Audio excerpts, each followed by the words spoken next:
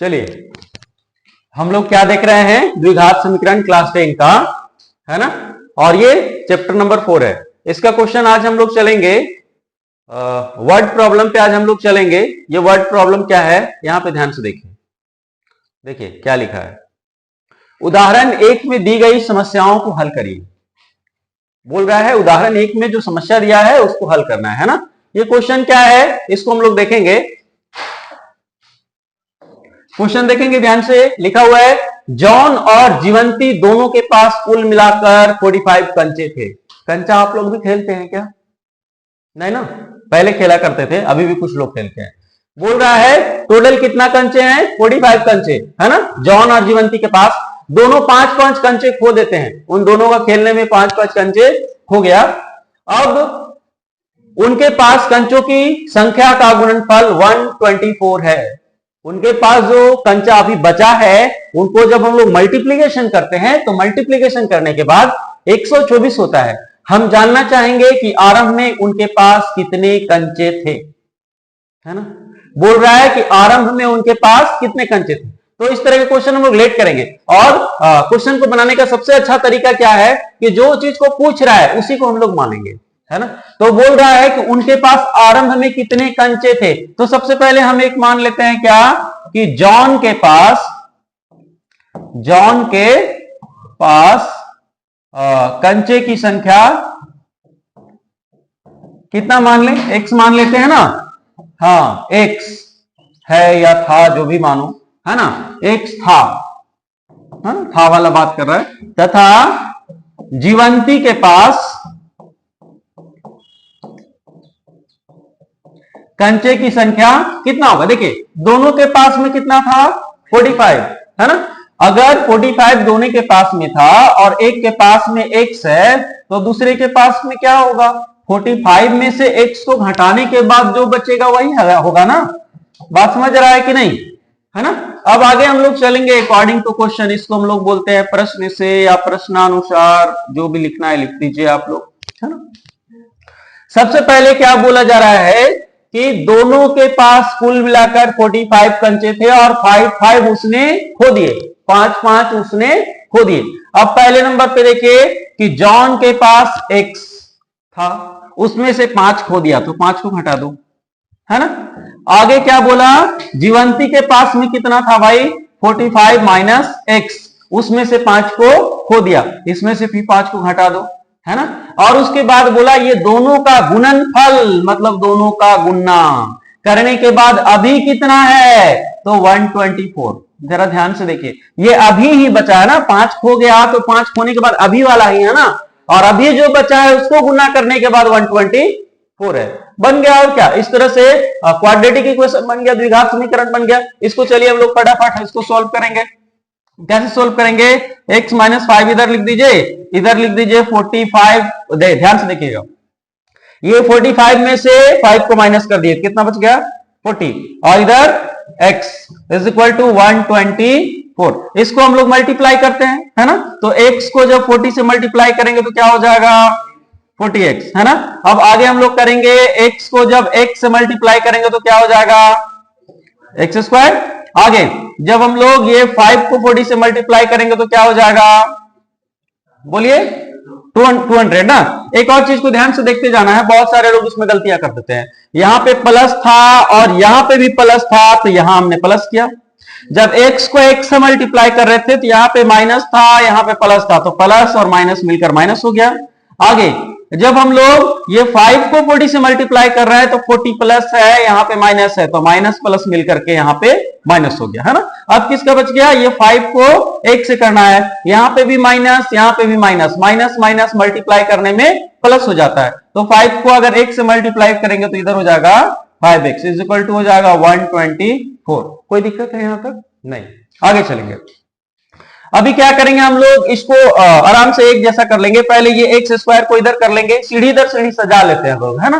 पहले बड़ा सीढ़ी वाला फिर छोटा सीढ़ी वाला। अब आगे देखिए, यहाँ पे 40x है और यहाँ पे 5x है, तो टोटल मिलाकर कितना x हो जाएगा, 45x, है ना। अरे ध्यान से देख लो, यहाँ 40 आम है, यहाँ 5 आम है, तो कुल मिला के 45 आम हुआ ना। यहाँ भी प्लस, यहाँ भी प्लस, तो प्लस हुआ ना।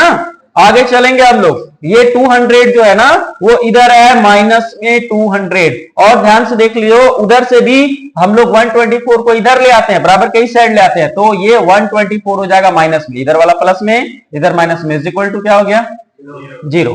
आगे इधर हम लोग क्या करते जाएंगे, ये साइन देते जाएंगे है ना, इधर लिखेंगे minus x square plus 45x, और इधर पे देख लो ये भी माइनस ये भी माइनस, दोनों मिलकर के माइनस ही होगा ना। बहुत सारे लोग इसमें मिस्टेक करते हैं। देखिए 200 रुपया का दुकान से हमने उधार लिया, माइनस का मतलब उधार, कोई सामान उधार लिया, दूसरा दिन फिर जाकर दुकान से 124 रुपया का सामान उधार ले लिया, तो ये उधार और ये उधार दोनों मिलाकर के उधार ही हुआ ना, कर्जा हो गया ना, इसलिए माइनस और ये माइनस माइनस ही हो गया, तो 200 और 124 कितना हो गया, इज इक्वल टू क्या हो गया 0, है ना। इस तरह से हम लोगों का ये द्विघात समीकरण बन गया। लेकिन हम लोगों को क्या करना है, x का वैल्यू फाइंड करना है, यही करना है ना। चलिए x का वैल्यू फाइंड करते हैं। तो x का वैल्यू फाइंड करने के लिए इसको हम लोग क्या करेंगे, सोल्व करेंगे, और इसको सोल्व करने के लिए हम क्या बताए थे कल, कौन सा मेथड लगाएंगे आप लोग, गुणनखंड विधि ना। गुणनखंड विधि से जब तोड़ेंगे तो इधर थोड़ा सा देख लेते हैं हम, यहाँ पे ये 324 को हम लोग कितना तोड़ सकते हैं, कैसे तोड़ेंगे कि यहाँ पे 45 आ जाए, है ना। तो इसको जैसे फटाफट हम लोग ऐसे करेंगे, तो ये आ जाएगा 16 दूनी 32, 2 दूनी 4, फिर यहाँ 2 से 8 दूनी 16, 1 दूनी 2, फिर यहाँ से हो जाएगा 9 9 81, होगा कि नहीं, ये वाला चीज होगा। अब हम लोगों को क्या करना है, मल्टीप्लाई करना है और यहाँ ऐड भी करना है। 9 9 18 होगा और 2 2 4 होगा, ऐसे काम नहीं चलेगा। 9 दूनी 18, 18 दूनी 36, ध्यान से देखिएगा, 9 दूनी 18, 18 दूनी 36, और 36 और 9 कितना हो जाएगा 45। हम क्या बोले 36 इंटू अगर 9 करेंगे तो हमारे पास 324 आएगा, और 36 प्लस 9 को अगर जोड़ देंगे तो हमारे पास 45 आ जाएगा। हम लोग पिछला क्लास में इस चीज को पढ़े थे कि हम लोग गुणनखंड विधि से इसको हल कैसे करते हैं, है ना। तो इसके बदले में हम लोग क्या लिख सकते हैं वो देख लीजिए।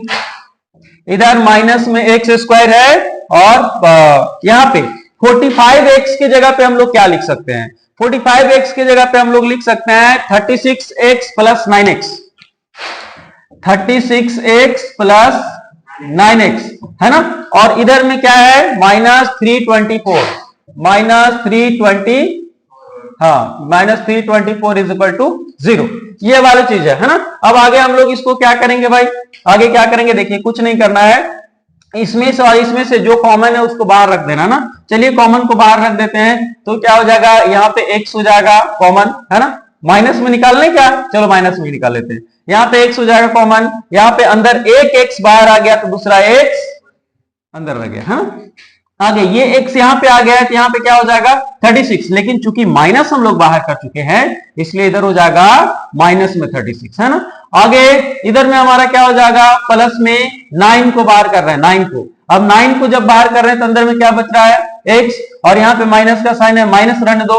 और अभी हमने क्या देखा है कि 36 multiplied by 9 is equal to कितना होता है 324, तो 9 को बाहर कर दिए तो यहाँ पे कितना बच गया हमारा 36 इज इक्वल टू क्या हो गया 0, है ना। अब आगे चलेंगे हम लोग, ये देखिए x माइनस 36 यहाँ भी है, x माइनस 36 यहाँ भी है, और हम लोग इस तरह का फैक्टर जब करते हैं तो हम लोग जानते हैं कि जब ये दोनों बराबर हो जाते हैं मतलब हमारा कैलकुलेशन सही चल रहा है ना। ये दोनों में से कॉमन ले लेते हैं, x माइनस 36 को यहां रख लेते हैं, एक इस ये भी और ये भी दोनों से कॉमन हो गया।